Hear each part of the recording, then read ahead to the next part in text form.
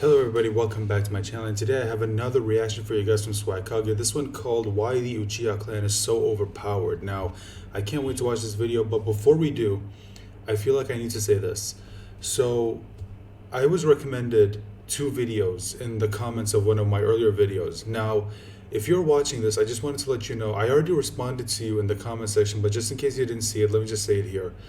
I tried uploading one of them, but I ran into trouble with the copyright system.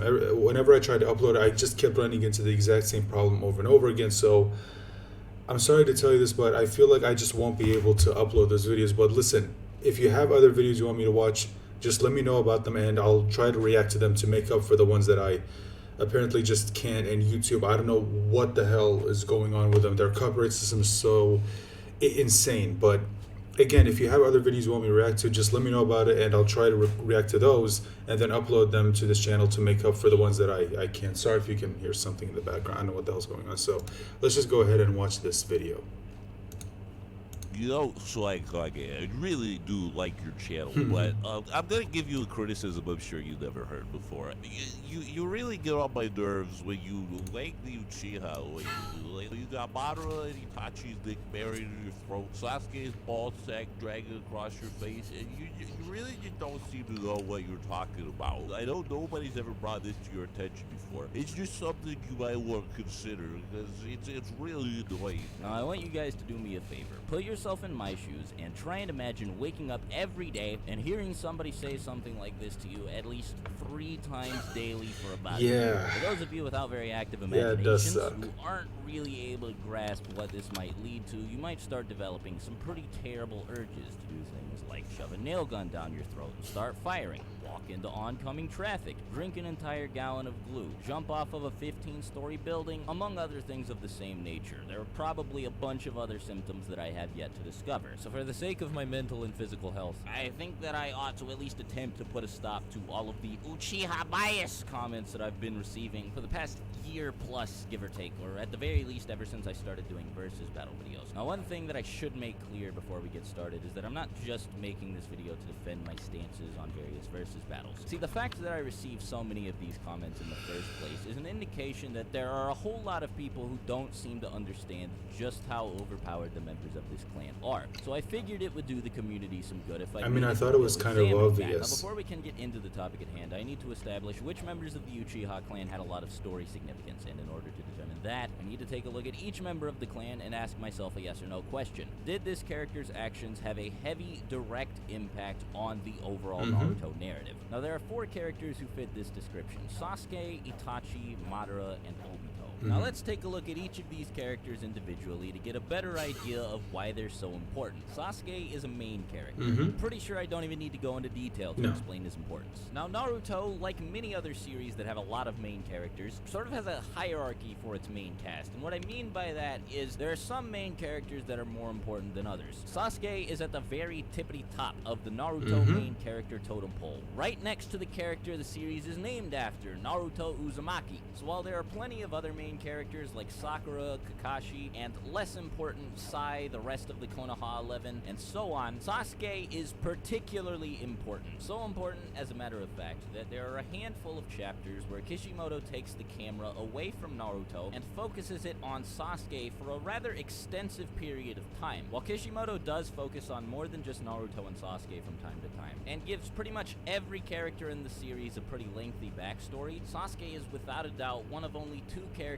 he's chosen to focus on as much as he has. Next up, we have Itachi, who's Sasuke's brother, and as I just explained, Sasuke is one of the most important characters in the entire series. Now, this on its own wouldn't be enough to automatically make Itachi significant, but for the first 2/3 of the series, killing Itachi was Sasuke's only goal. Getting strong enough to kill this guy was his only motivation up until halfway through the pain arc. There are a whole lot of plot points that revolved around the conflict between these two. As a matter of fact, this ended up spawning an entire arc that had just about nothing to do with Itachi, that being the Sasuke retrieval arc, where Sasuke left the village in order to train with Orochimaru so he could become strong enough to take Itachi out, which is pretty bizarre upon closer examination because, again, this entire story arc has pretty much nothing to do with him. Like, don't even try naming a connection between Kimimaro and Itachi. There is none. It doesn't exist. Now, Madara and Obito are 2 characters that you can examine together because they both fulfill pretty much the same purpose, that being acting as the story's final villains. As a result, they are both automatically incredibly important members of the cast, with arguably just as much significance as Itachi and Sasuke. Now, I want you to ask yourself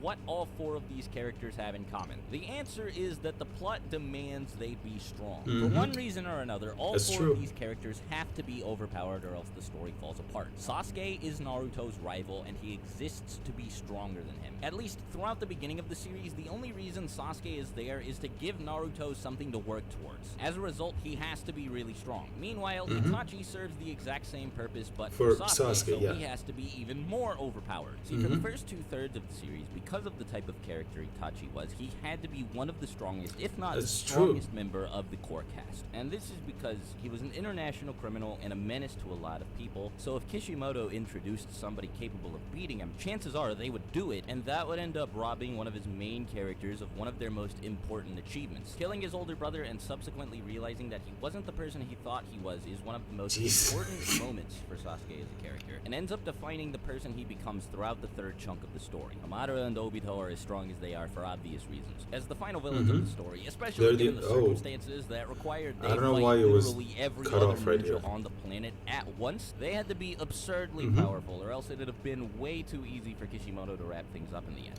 Plus, Madara, and I guess Obito as well, had hundreds of chapters of build-up to live up to. Madara because his name kept getting thrown around by a multitude of characters, and Obito because he masqueraded as Madara for a very long time. So he had to be pretty powerful as the series' main if you wanted people to believe he was Madara. Trust me, if these two weren't outrageously powerful, people would have been disappointed. It just would have felt underwhelming. Now, the reason I'm explaining all of this is to let people know that these characters aren't inherently overpowered just because they're Uchiha. It's instead because they're extremely important to the story. As a matter of fact, I venture to say that it's the opposite, that the Uchiha clan only gets as much hype as it does because 4 of its members were such important characters. Because, like, originally, the members of the Hyuga clan were supposed to be top dog, if you remember back to part 1, when they were introduced, but none of the Hyuga ended up being incredibly important. Neji got relegated to the role of side character. And that's true. Remember, in part 1, I think it was, I can't remember who stated it, but I think it was, so I think Kishimoto originally had a plan to where the Byakugan was originally supposed to be stronger than the Sharingan, but then later we found out that that's not necessarily the case, although with the last Naruto the movie, you could state that maybe the Byakugan could be just as dangerous as the Sharingan, because remember, the Byakugan is descendant from the Otsutsuki clan. Same thing with the Sharingan, but originally it was the Byakugan. Like, that's the ability that most of the Otsutsuki members are born with. That's the dojutsu that they were born with. And to me, I will admit, it is kind of disappointing that Kishimoto didn't really expand more on the Byakugan. Like, he severely overpowered the Sharingan, and of course later it could evolve to the Mangekyo Sharingan, and then the Eternal Mangekyo Sharingan, and then of course that could be evolved to the fucking Rinnegan, which that dojutsu speaks for itself. But the Byakugan was just kind of left there, like it was never really expanded on. And then we get to the last Naruto the movie, and then of course we found out about the Tenseigan, and unfortunately we only ever see it once, and we don't really know all that much about it. We know that Hamura had it, but other than that, we're left in the dust with it, which honestly kind of sucks. And Hinata didn't really become important until her romance with Naruto became a narrative focal point, so hopefully you're starting to see why the clan seemed a lot less imposing in Shippuden than it did in part 1. And if you want some more evidence for what I'm talking about, just go and rewatch the whole series, and you won't be able to find a single Uchiha outside of the 4 I've mentioned anywhere to be seen. Outside of flashbacks, they don't show up. And even the ones that do appear in flashbacks don't do anything and don't seem to be too terribly powerful. Now, this is important because the fact that all 4 Uchiha who do anything within the boundaries of the main series are top-tier characters with I do kind of wish we saw more of Shisui. He was cool. The clan in general is a lot more powerful and a lot more important than it actually is. Since every Uchiha we see is a fucking badass, we as audience members can't be faulted for just kind of assuming that that's how every member of the clan is. In reality, that's not the case. Now, I rather conveniently have a pretty easy way for you guys to rewatch the series if you want to humor me. That doesn't require you to break the law or pull out your credit card. Today's video is sponsored by Verve, an app owned owned by the team over at Crunchyroll that hosts a whole bunch of different streaming sites, including the two biggest anime streaming platforms on the market, Crunchyroll and Funimation. Now, if you click the link in the description, you'll get a free 30-day trial of Verve Premium, which will allow you to watch all of the anime hosted on both of these platforms completely free, either at home or on the go with no internet connections. If you find yourself bored on the subway or on a train or something, feel like watching Naruto, Verve's got you covered. Of course, if you don't feel like rewatching Naruto, you could always watch something else, like JoJo's, Death Note, Cowboy Bebop, My Hero Academia, One Punch Man, and all of the other anime that Verve has to offer. It's also got some other stuff like the content on Machinima Rift Tracks, Rooster Teeth, and so on, and you can find out about all of that if you click the link in the description. I personally use it exclusively for anime, but I'm sure plenty of you will get a kick out of all of the other stuff you can find on Is the Verve app. Now, if even you do still choose around? to rewatch the series this way, you're gonna notice a theme, and that is that Kishimoto likes to play favorites with his characters. This is a pretty bad mistake for an author to make, especially when they go about it the same way Kishimoto does, and I am willing to admit that despite how much I love this series. See, it's inevitable for an author to grow attached to certain characters of That's theirs true. in particular. Every over the author is course gonna of have their writing favorites. story. It's totally understandable. But the way Kishimoto chooses to display this favoritism is generally at the expense of everybody else. Now, let me Yeah. elaborate on what I just said, because this is a bit of a complicated issue to discuss. There are a lot of factors to this problem. The first of these is the fact that Naruto is very fast-paced. Despite the fact that it's 72 volumes long, a lot tends to happen over short periods of time. The That's Land of Waste actually arc is only true. 4 volumes long, and this is a link that many of the other arcs throughout the series share. To put this into perspective as effectively as I possibly can, Shippuden starts at volume 28. Jiraiya vs. Pain takes place in volume 41. In other words, the Kazekage rescue arc, the Orochimaru and Sasuke arc,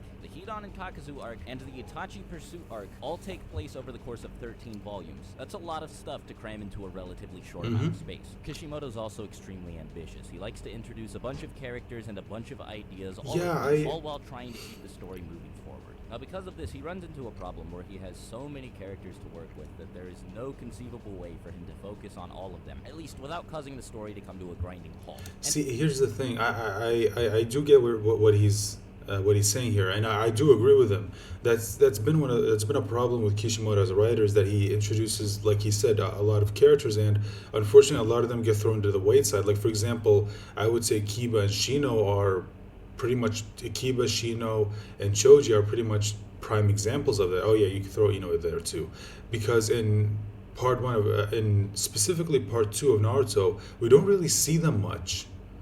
Like, we barely see them there at all. Especially during the Pain Invasion arc, we saw a little bit of them, but afterwards, when Naruto showed up, they were nowhere to be found. Which, if I'm being honest, it did kind of suck that we didn't see more of them. And then later on in the series, when they formed that little team that was supposed to go after Sasuke, nothing happened with that because Sakura decided to be an idiot and put them all to sleep. And we got that, and then we got that fucking bullshit with her holding the kunai to her back and, ooh, I can't do it because just, oh god, that was so fucking stupid. And in a way that does kind of suck. And I don't think Kishimoto would have this problem if he just decided to slow things down a bit every now and then and just sort of take his time with it. You know, like, for example, right before the Fourth Great Ninja War arc started, I feel like it probably would have been better if he decided to slow things down a bit, have some time, in between Obito announcing the start of the Fourth Great Shinobi War and then the actual start of it. I feel like we could have had a bit of a setup period in between where we saw, like, let's say for example, we could have seen Naruto training more to learn how to control the Nine Tails' chakra, and then we could have seen Sasuke, training in order to, let's say, learn to master his new Eternal Mangekyo Sharingan, and maybe just maybe, he could have had Sasuke maybe learn more about, let's say Snake Senjutsu. Kabuto could have shown up to him and he could have told him about Snake Senjutsu and told him that, listen, if you want power, if you want genuine power, go to Ryuchi Caves and learn how to master Senjutsu, and you'll be borderline unstoppable. I mean, seriously, imagine EMS Sasuke with perfected Snake Senjutsu. I mean, that's a fucking problem. I mean, you saw what Sagemo did to Naruto. It took him from barely able to fight, barely able to fight Sasuke, to someone who was able to take on someone like Pain. Now, granted, he technically lost that fight before the Nine Tails interfered, But still, the fact that he was able to fight someone that had the fucking Rinnegan shows you just what Senjutsu can do to you. So imagine EMS Sasuke with Snake Senjutsu versus Naruto with Mastered KCM mode. Like, that would have been, oh god, I would have loved to see that fight. And then Naruto learning to stack Senjutsu on top of it, it's just, oof, that's a fight I would love to see. But unfortunately, Kishimoto didn't want to wait. And then, not just them, but he could have taken his time developing some of the other characters so that when the war eventually happened, they could be even more relevant than they were in the story that already happened. But unfortunately, that's just not what we got. And in any series, as you progress through it, you expect a very clear sense of progression. And in shonen, this sense of progression typically comes from a progressive increase in the power of the characters. Now, as I've established, Naruto is very fast-paced, so this progression happens very, very quickly. For instance, in just 19 volumes, Naruto goes from being incapable of performing even basic ninjutsu to mastering the summoning jutsu, which allows him to summon a Sannin-level sage creature, the multi-shadow clone jutsu, an A-rank ninjutsu that even Jonin struggled to master, and the Rasengan, a legendary ninjutsu known only by the 4th Hokage and a member of the 3 legendary Sannin, Jiraiya. Also, by the end of the second arc, you have ridiculous shit happening like Gaara transforming into a tailed beast and Orochimaru reanimating the first 2 Hokage in order to assassinate the 3rd Hokage. So with insanely quick progression like this, it's just not possible for Kishimoto to focus on every member of the cast here. He has to keep the story moving forward somehow, so like I said, he plays favorites. He has some characters progress more quickly than others, and the 2 that feel the effects of this most strongly are Naruto and Sasuke. Now, in the moment, their development does tend to feel very natural. They become stronger, faster, more durable, and learn new jutsu, just as every shinobi should. But when looking at it in hindsight, because Kishimoto focuses on the 2 of them so heavily, the amount of growth the 2 of them experience dwarfs that of the other characters. And speaking, sorry, he mentioned them learning new jutsu. Just to speak on that, one thing that was kind of a disappointment for me is that we never saw Naruto and Sasuke technically learn anything new. Like, for example, we saw Sasuke develop Kirin, which he, in the manga at least, never uses again, which kind of sucked. But then Naruto develops Rasen Shuriken, and then we never see him or Sasuke learn anything new technically. And I wouldn't count the Susanoo. Well, I guess technically you could count Blaze release, although that does come naturally with the Eternal Mangekyo Sharingan. But like I said, which is why I wish we could have gotten that bit of a waiting period between the announcement of the 4th Great Ninja War and then the actual start of it, because, you know, I mean, Kishimoto could use that to justify why Naruto and Sasuke have these new abilities, because he could say, well, that during that time they trained to develop them. It's just, for example, remember how it was revealed that Naruto's nature element is wind? Imagine if he developed more wind-type jutsus, if he actually went out to learn more wind-type jutsus. It does kind of suck that we never got to see him do anything with that. In fact, even Sasuke learned a new fire jutsu that he used against Itachi, which its name kind of escapes me, but imagine if he went out to learn even more fire style jutsu, because that's the nature element of the Uchiha clan. And it's just, it feels like there were so many missed opportunities in Shippuden, which does kind of suck. Not to anybody who's watched the series, but it is relevant to this video. Now, because Kishimoto has a habit of introducing a ton of new characters that he has no intention of developing, Naruto and Sasuke seem to blaze past everybody. Now, initially, this isn't much of a problem because at the beginning of the series, they're both low-level shinobi. They're genin, and they have mentors that are much stronger than both of them. But eventually, as things tend to go in shonen, the 2 of them manage to surpass all of their former mentors, and this is where the problem comes in. Kishimoto has to make villains stronger than, or relative to the strength of both of them, so that neither of them breeze through any challenges they're met with. And as a result of this, everybody that they've surpassed starts to get left behind as the villains become stronger and stronger. This eventually reached the point where Sasuke was fighting the fucking 5 Kage. One arc before, Naruto was fighting alongside those same Kage against reanimated versions of some of the past 5 Kage and a bunch of other Kage level enemies. Of course, these were not the final villains of the story, so inevitably the characters were going to have to run into a villain strong enough to act as a roadblock for all of these Kage level fighters. Kishimoto introduced 2 villains to fill this role, and both of them happened to be Uchiha. Now, there was another main villain who was at the very least temporarily on the same side as Madara and Obito. That was Kabuto. Now, I assume Kishimoto made Kabuto so powerful because he wanted to give Sasuke an opponent while Naruto was off fighting Tobi, and it obviously couldn't be Madara because he'd been hyping Madara up for fucking eons, and if Sasuke, another Uchiha, one who was only like 16 or 17 that came along and got rid of him, well, that wouldn't be very satisfying. As a matter of fact, that would be stupid. But then he must have realized that Kabuto was way too powerful for Sasuke to take on alone. But he couldn't think of anybody that Sasuke would ally himself with. So he decided to break Itachi free of the Edo Tensei and have Itachi do most of the fighting against Kabuto, which further contributed to the problem I'm talking about today. Two of the series' final villains were Uchiha. The only non-Uchiha was taken out by two Uchiha. And incidentally, the four Uchiha I'm talking about are the only Uchiha characters in the whole series. So because of all of this, it sort of gives the audience an impression that the Uchiha clan in general is just really overpowered. This isn't helped by the fact that Shisui is also given a lot of background significance, because apparently he has the two greatest Sharingan of all time. Sharingan so powerful that Hanzo was able to control Mifune with one of them. He claims he would have been able to control Obito with the same eye, and Itachi was able to break free of Kabuto's control using Kodo Amatsukami. So even though he doesn't even show up outside of flashbacks, Shisui still has a pretty strong presence in the series, which sort of adds credence to the idea that Kishimoto really liked the Uchiha. Another thing that doesn't really help is the fact that Obito and Madara are on the opposite side of Sasuke. There was also a time where Sasuke and Itachi opposed one another, and so this sort of created a vicious cycle of progression where Kishimoto took powers or attributes that he'd given to one Uchiha and decided, well, because they have it, now this other Uchiha has to have it too. For instance, I have a feeling that the Susanoo started out as an Itachi exclusive ability, and it was only when Kishimoto was trying to think of ways to make Sasuke stronger that he went, hey, actually, it'd be cool if I gave that to Sasuke too. And then as a result of that, Madara got the Susanoo, and it just became this clan-wide ability. And then he got the perfect Susanoo, and then of course Sasuke had to get the perfect Susanoo too. Super special Susanoo, the